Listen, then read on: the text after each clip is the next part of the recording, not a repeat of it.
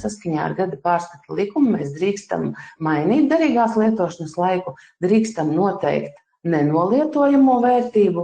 Mēs veicām korekcijas, tātad tika pārskatīts uzņēmuma īpašumā esošo pamatlīdzekļu derīgās lietošanas laiks, lielākām tehnikām, konkrēti saprotot, ka tāda tehnika, teiksim, pēc 10 gadiem, kad viņa vairs nevarēs piedalīties saimnieciskā darbībā, bet viņai tā lūžņu vērtība arī būs gana liela. Ja?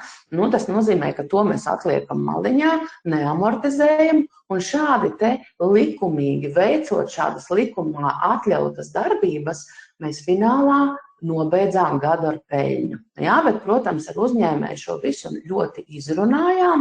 Grāmatvedis visticamāk būs tas, kurš ar savu šo te skrupulozu attieksmi vispār uz lietām, kas mums grāmatvežiem jau ir iedzīts, tā teikt, pamatos, kad uzskaita precīza, skaidra. Līdz ar to lasot līgumus, mēs precīzi un skaidri gribam saprast, kas tur ir pateikts, kas no šī līguma izriet kādas tālākās darbības. Un attiecīgi arī par garantijām. Par ko tad ģenerāls uzņēmējs garantē? Ko viņš garantē? Savukārt būvdarbu līguma izmaksas, kas attiecas uz šā līguma turpmāko darbību, ja sagaidāms, ka pasūtītājs šīs izmaksas atlīdzinās nākamajos pārskata gados, norāda bilances aktīva postenī nepabeigtie ražojumi un pasūtījumi. Ja?